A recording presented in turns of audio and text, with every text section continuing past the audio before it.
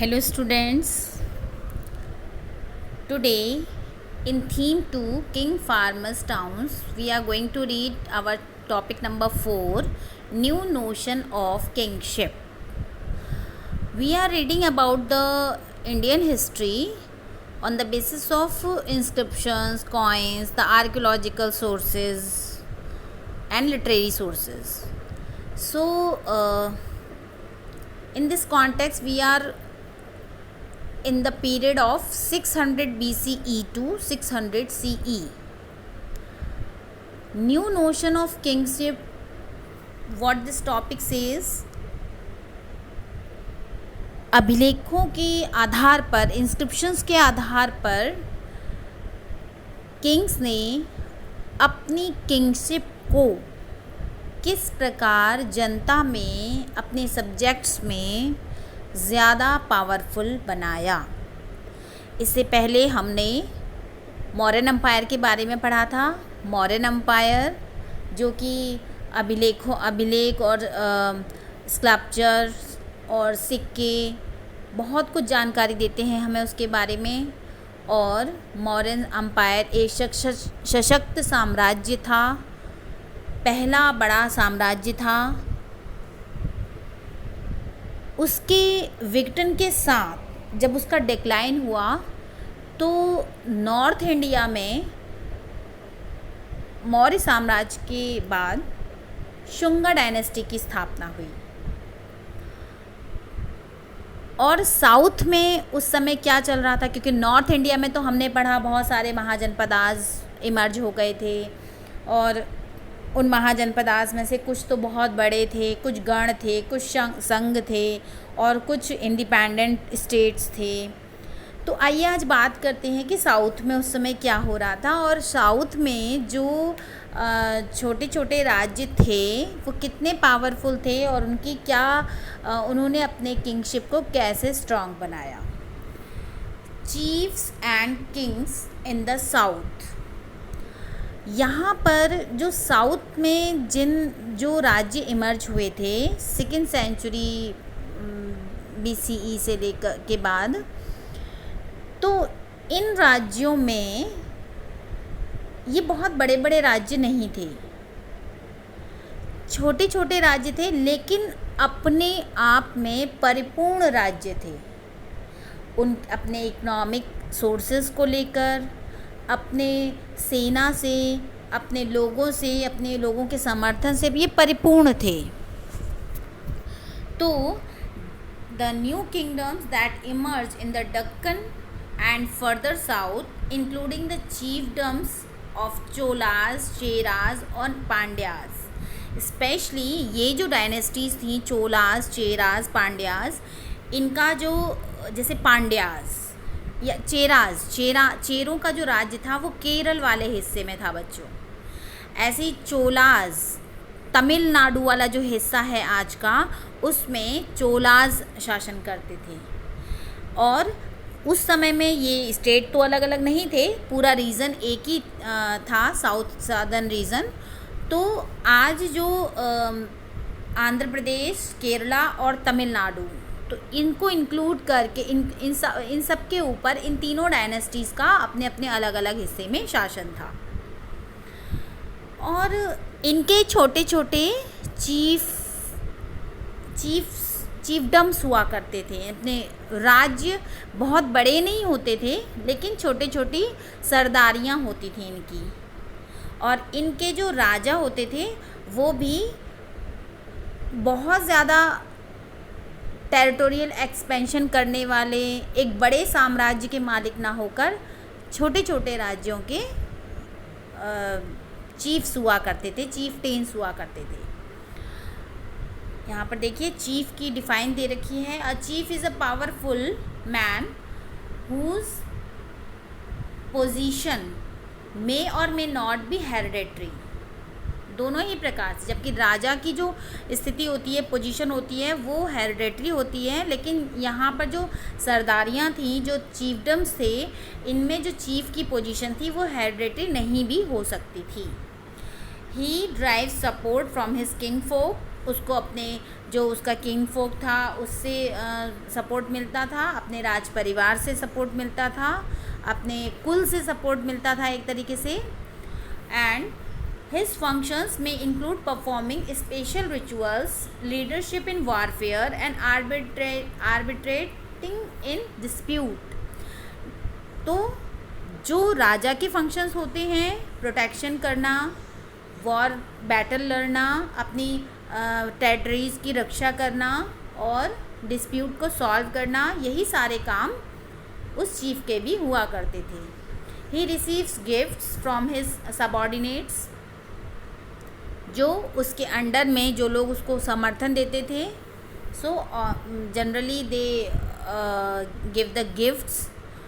जबकि राजा टैक्स वसूला करते थे, लेकिन यहाँ पर जो चीफ्स थे उनको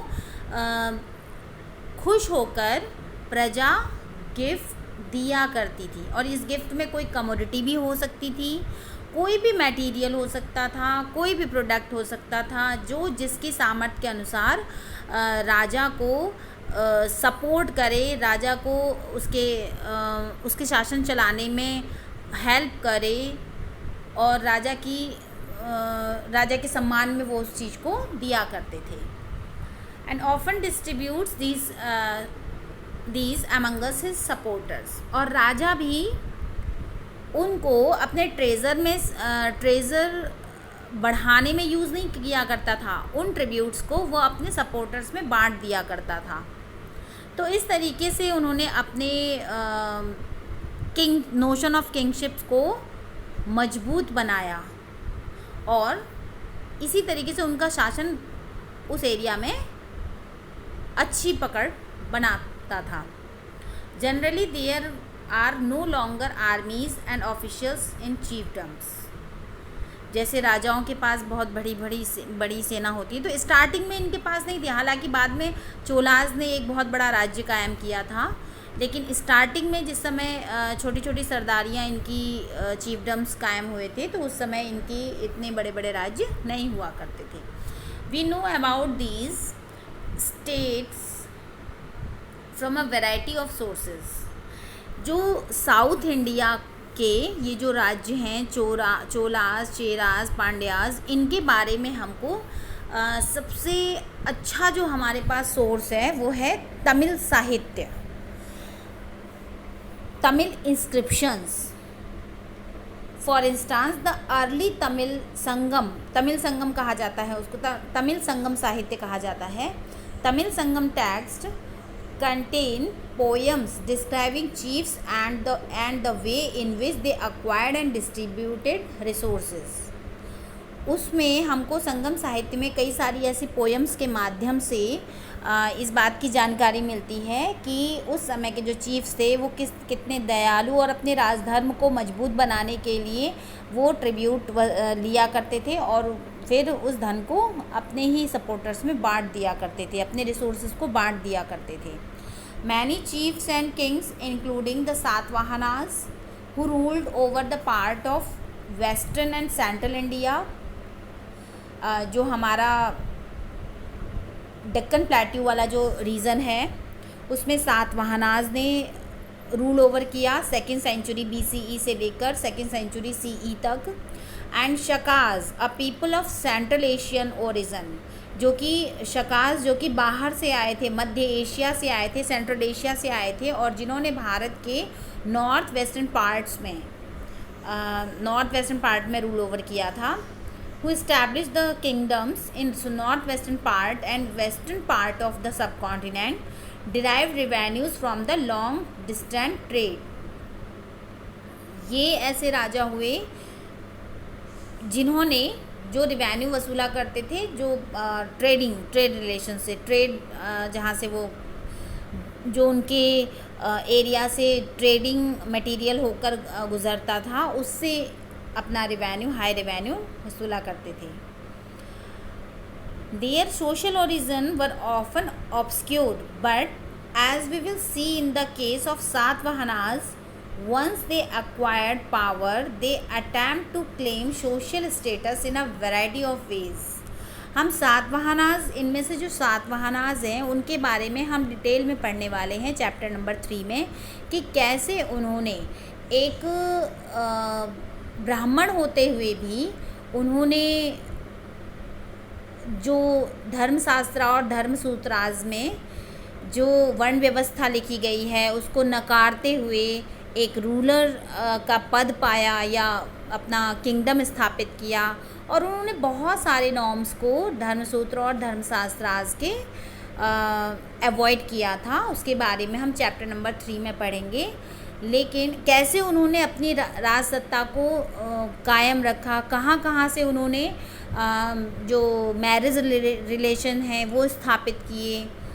तो ये जो रूलर थे इन्होंने अपनी किंगशिप को, यहाँ पर हम पढ़ रहे हैं कि कैसे इन्होंने अपने राजत्व का, अपनी किंगशिप को अपनी धाक जमाने के लिए जनता में ये एक राज धर्म को प्रभावी बनाने के लिए ये किस प्रकार की पॉलिसीज़ अडॉप्ट किया करते थे।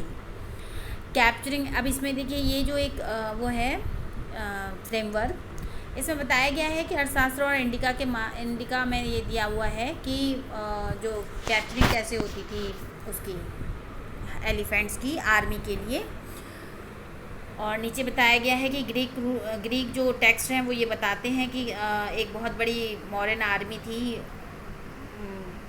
इनके पास, मौर्यंस के पास बहुत बड़ी संख्या में सेना थी, इसमें कई हज़ार जो कैवेलरी थी और हॉर्सेस थे और एलिफेंट्स थे। तो नीचे नेक्स्ट क्वेश्चन भी पूछा है कि ग्रीक अकाउंट्स के आधार पर अगर हम ये बात कहें कि इतनी बड़ी सेना का ये लोग कैसे उसके लिए रिसोर्सेज जुटाते होंगे, तो ये एक टिपिकल काम था, टिपिकल टास्क था।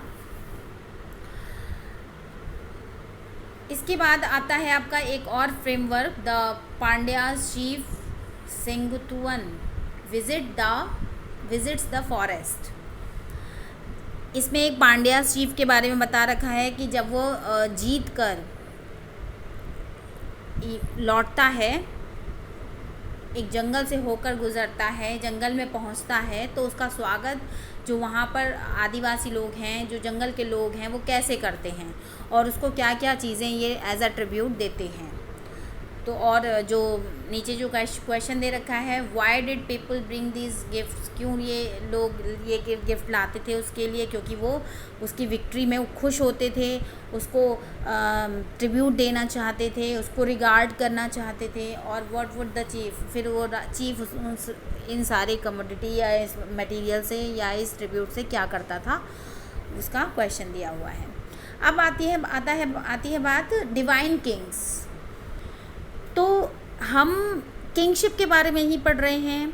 किंगशिप को प्रभावी बनाने के लिए कुछ राज्यों ने अपना राज्य स्थापित किया, इंडिपेंडेंट स्टेट स्थापित किया और जनता से कर वसूला और अपने राज्य को और ज़्यादा टेरिटोरियल एक्सपेंशन से बढ़ाते चले गए। कुछ राजा ऐसे हुए साउथ के जिन्होंने ट्रिब्यूट पाकर भी उसको डिस्ट्रीब्यूट करना अपने रिसोर्सेज में, अपनी जनता की भलाई के लिए उसको यूज़ करने के साथ साथ अपने राजधर्म को और ज़्यादा प्रभावी बनाया। अब हम बात करते हैं कुशानास की, जो जिन्होंने 1st सेंचुरी BCE से लेकर और 1st सेंचुरी CE तक शासन किया।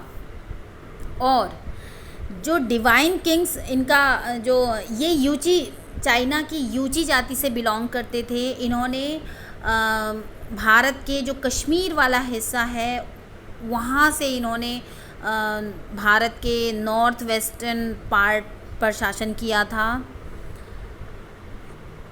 इनकी जो आइडियोलॉजी थी किंगशिप को लेकर वो क्या थी, पढ़ते हैं। One means of claiming high status was to identify with a variety of deities। जो कुशानास के बारे में हम बात कर रहे हैं, ये राजा अपने आप को देवताओं से, डिटीज से के समतुल्य मानते थे और इस तरीके से जनता में अपना प्रभाव फैलाना चाहते थे कि वो गॉड के रिप्रेजेंटेटिव हैं। और उनको गॉड की तरह ही सम्मान मिलना चाहिए अपनी जनता से। तो उन्होंने अपने को देवताओं के तुल्य माना। This strategy is best exemplified by the Kushanas who ruled over India 1st century BC to 1st century CE, and who ruled over a vast kingdom extending from Central Asia to Northwest Asia. Their history has been reconstructed from inscription and textual tradition, क्योंकि कुशानों का इतिहास, कुशानों के time में कुशानाज वो पहले ruler थे जिन्होंने भारतीय इतिहास के अनुसार सबसे पहले गोल्डन कॉइन्स चलाए थे। कुशानों के समय में जो गंधार कला थी, मूर्ति कला, वो बहुत अपने पीक पर पहुंची थी। उन्होंने एक नई आर्ट इन्वेंट की थी। और कुशानाज ने चीन की यूची जाति से बिलोंग करते थे, लेकिन उन्होंने यहाँ पर जब उन्होंने उनके कश्मीर वाले और north west part of India में जब शासन किया, तो उन्होंने काफ़ी जो ट्रेडिशंस हैं, जो उनकी जो रिचुअल्स हैं, वो यहाँ के लोगों के साथ मिक्सअप होके किया। ऐसे आपको बहुत सारे विदेशी फॉरेन रूलर्स के बारे में सुनने को मिलेगा जिन्होंने यहाँ के कल्चर को अडॉप्ट किया, जैसे हुणाज, जैसे शकाज। ये ऐसे रूलर थे जो यहाँ आए, यहाँ पर उन्होंने अपना शासन स्थापित किया और फिर यहीं की संस्कृति में मिक्सअप होकर रह गए थे बाहर के, लेकिन जब वो यहाँ पर आए तो फिर यहीं की संस्कृति की उन्होंने बहुत सारी चीज़ों को अपनाया। So their history has been reconstructed from inscription and textual traditions. कई सारे टेक्स्ट लिखे गए हैं कुशानास के इतिहास पर, इंस्क्रिप्शंस भी मिले हैं हमको, कॉइन्स भी मिले, लेकिन सबसे ज़्यादा जो नोशन ऑफ किंगशिप दिखाई देता है वो उनके कॉइन्स और स्कल्पचर्स में दिखाई देता है। कैसे दिखाई देता है हम आगे पढ़ेंगे। आगे आपकी एनसीईआरटी में एक कॉइन बना हुआ है जिसमें एक तरफ एक डिटी की इमेज दी हुई है और दूसरी तरफ कुशाना किंग की इमेज दी हुई है। तो इससे पता चलता है ऐसे किंग जो ऐसे कॉइन्स जो कुशानों के टाइम के मिले हैं, वो ये बताते हैं कि जो किंग थे वो अपने आप को भगवान के तुल्य दिखाना चाहते थे। और colossal statues of Kushana rulers have been found installed in a shrine at माट जो कि मथुरा के पास में है, near Mathura, Uttar Pradesh. Similar statues have been found in a shrine in Afghanistan as well. तो कुशाना के टाइम की कुशान रूलर्स की इन स्टैचूज़ का एक श्राइन्स में पाए जाना, देव स्थान पर पाया जाना, ये सिद्ध करता है कि उस समय ऐसी मूर्तियों का, ऐसे मंदिरों जहाँ पर देवताओं की पूजा होती थी, ऐसे देव स्थानों पर पाया जाना इस बात की पुष्टि करता है कि वो अपने आप को गॉड के सिमिलर दिखाना चाहते थे। Some historians feel that this indicates that the Kushanas considered themselves godlike. Many Kushanas ruler also adopted the title Devaputra or son of God, possibly inspired by the Chinese ruler who called themselves the son of heaven. क्योंकि ये China में यूची जाति से निकले हुए लोग थे, उन्हीं के आगे जो डिसेंडेंट रहे वही कुशान शासक बनके उन्होंने ही हमारे भारत में शासन किया। तो जैसे चाइना में जो रूलर्स थे वो अपने आप को सन ऑफ हेवन कहते थे, उसी तरीके से इन लोगों ने भी यहाँ पर जब शासन किया तो देवपुत्र टाइटल एज्यूम किया। तो देवपुत्र इसका मतलब गॉड का पुत्र, यानी कि गॉड का रिप्रेजेंटेटिव या गॉड के समतुल्य अपने आप को दिखाने का प्रयास किया है। तो इस तरीके के टाइटल का पाया जाना, इस तरीके के कॉइन्स का पाया जाना, जिसमें एक तरफ डिटी की और एक तरफ कुशाना रूलर की मूर्ति मिली है, और कुशाना रूलर्स की मूर्ति का देव स्थानों पर पाया जाना, ये सब सिद्ध करता है कि उन्होंने अपने राजधर्म को, उन्होंने अपने राजत्व को, अपनी किंगशिप को किस तरीके से जनता में प्रभावी बनाने का प्रयास किया था।